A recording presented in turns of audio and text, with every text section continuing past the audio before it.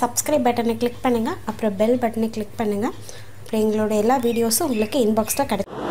வணக்கம். இன்னைக்கு online tailoring class தான் நம்ம என்ன பார்க்க போறோம் அப்படின்னா, நம்ம பிளவுஸா இருக்கட்டும் இல்லை சுடிதார் இருக்கட்டும், நம்ம இந்த மாதிரி சில்க் பிளவுஸ் இதெல்லாம் வந்து பார்த்தீங்க அப்படின்னா கொஞ்ச நாள் நம்ம ஸ்டிச் பண்ணி யூஸ் பண்ணும்போதே இந்த மாதிரி விளிம்பு ஓரத்தில் இந்த ஃபினிஷிங் வந்து சரியில்லாமல், அதாவது நூல் வந்து பார்த்தீங்கன்னா உங்களுக்கே தெரியும் எப்படி வந்து பிரிந்து இந்த மாதிரி வந்துட்டுருக்கு அப்படின்னு சொல்லி. ஸோ இது எதனால் ஏற்படுது அப்படிங்கிறத நான் சொல்லிக் கொடுக்க போகிறேன். இந்த பார்த்தீங்கனாலே தெரியுது, இந்த சைட்னாலும் சரி, இந்த கை ஜாயிண்ட் பாருங்கள், அதே மாதிரி இந்த பட்டி நம்ம சேர்த்துருக்கக்கூடிய இடம்னாலும் பாருங்கள். அதாவது பட்டி பீஸ் நம்ம வந்து அட்டாச் பண்ணியிருக்கோம். இது பார்த்தீங்கன்னா நம்ம பட்டி பீஸில் வந்து ஜஸ்ட் ஒரு 1/4 இன்ச் வந்து டிஃப்ரென்ஸ் விட்டு நம்ம ஸ்டிச்சிங் போட்டிருப்போம். இந்த இப்படி நூல் பிரிந்துட்டே வந்தது அப்படின்னா அந்த ஸ்டிச்சிங்கை கூட இன்னும் கொஞ்ச நாளில் தாண்டி அந்த பிரிந்து நமக்கு வர ஆரம்பிச்சிடும். இதை வந்து எப்படி மேக்ஸிமம் அவாய்ட் பண்ணலாம் அப்படின்னா ஓவர்லாக் பண்ணணும். ஸோ ஓவர்லாக் அப்படிங்கிறது பிகினர்ஸ்க்கு வந்து தெரிஞ்சிருக்க வாய்ப்பில்லை. ஸோ இந்த ப்ளவுஸ்க்கும் இந்த டிஃப்ரென்ஸை நீங்களே பாருங்கள்.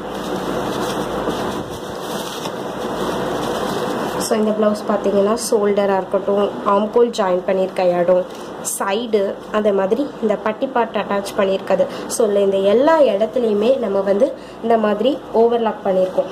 ஓவர்லாக்னா என்ன அப்படின்னு பார்த்தீங்கன்னா, அந்த நூல் வந்து பிரிங்காமல் இருக்கிறதுக்காக அந்த சைடில் வந்து இந்த மாதிரி முக்கோணமாக வந்து ஒரு ஸ்டிச்சஸ் போடுவோம். இதுக்கு வந்து தனியாக ஒரு மிஷினே இருக்குது ஓவர்லாக் பண்ணுறதுக்குன்னு.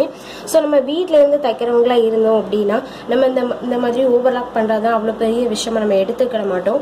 ஸோ அப்படியே நம்ம நார்மலாக ஸ்டிச் பண்ணிடுவோம். அப்படி ஸ்டிச் பண்ணி நீங்கள் யூஸ் பண்ணி பார்க்கும்போதே கொஞ்ச நாள் கழிச்சு நீங்கள் பார்த்தீங்கன்னா இந்த பார்த்தீங்களா எந்த மாதிரி நூலாக இருக்கும், காஸ்ட்லி சாரியாக தான் இருக்கும், காஸ்ட்லி ப்ளவுஸ் தான் நம்ம அவ்வளோ வச்சு தைச்சிருப்போம்.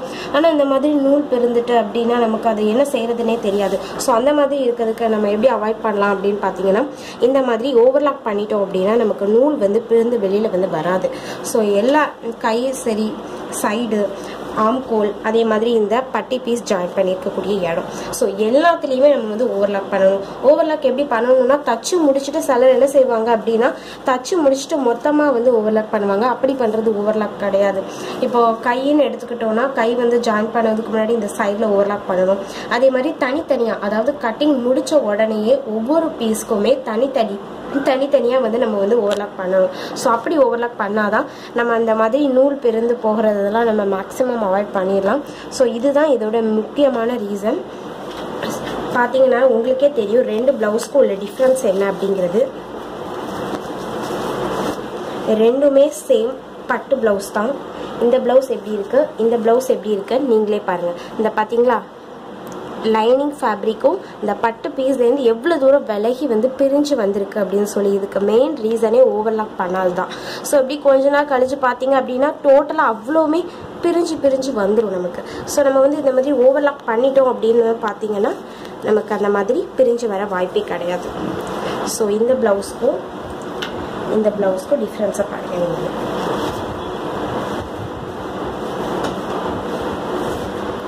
எப்படி வந்து எல்லா பக்கத்துலேயும் நூல் வந்து அப்படி பிரிந்து வருதுன்னு பாருங்கள். இதை நம்ம இப்போ கட் பண்ணி விட்டுறலாம். ஸோ கட் பண்ணி விட்டாலும் திரும்பி அப்படியே நூல் பிரிந்துக்கிட்டே தான் வரும். இந்த பாருங்கள் இதோட ஃபினிஷிங் எப்படி இருக்குன்னு பாருங்கள். இந்த ப்ளவுஸோட ஃபினிஷிங் எப்படி இருக்குன்னு நீங்களே பாருங்கள்.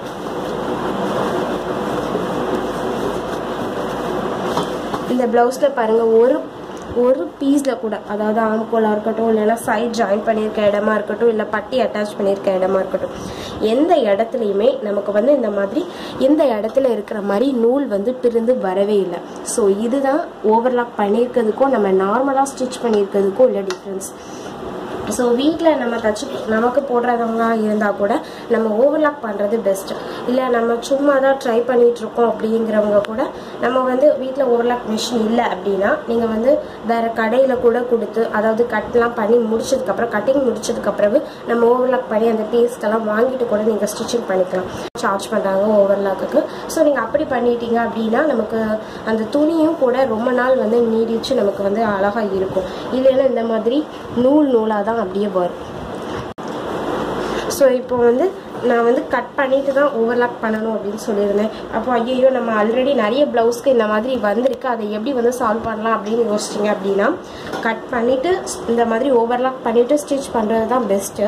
அப்படி இல்லை நம்ம இது வரைக்கும் அந்த மாதிரி செய்யலை அப்படிங்கிறவங்க செகண்ட் மெத்தடாக என்ன செஞ்சுக்கலாம் அப்படின்னா, இந்த மாதிரி விளிம்பு ஓரத்தில் நம்ம வந்து ஓவர்லாக் பண்ணிடலாம்.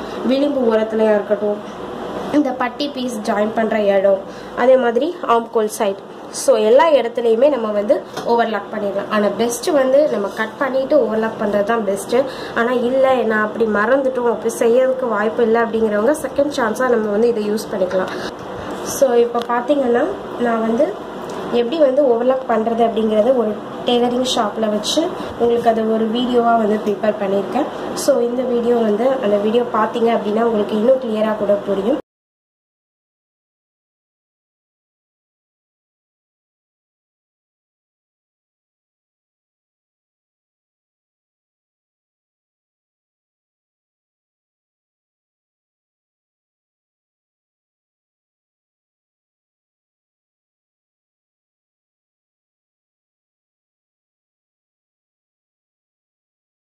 வீடியோ வந்து அந்த வீடியோ பார்த்தீங்க அப்படின்னா உங்களுக்கு இன்னும் கிளியராக கூட புரியும். ஸோ இந்த வீடியோ கண்டிப்பாக உங்களுக்கு யூஸ்ஃபுல்லாக இருக்கும் அப்படின்னு நம்புகிறேன்.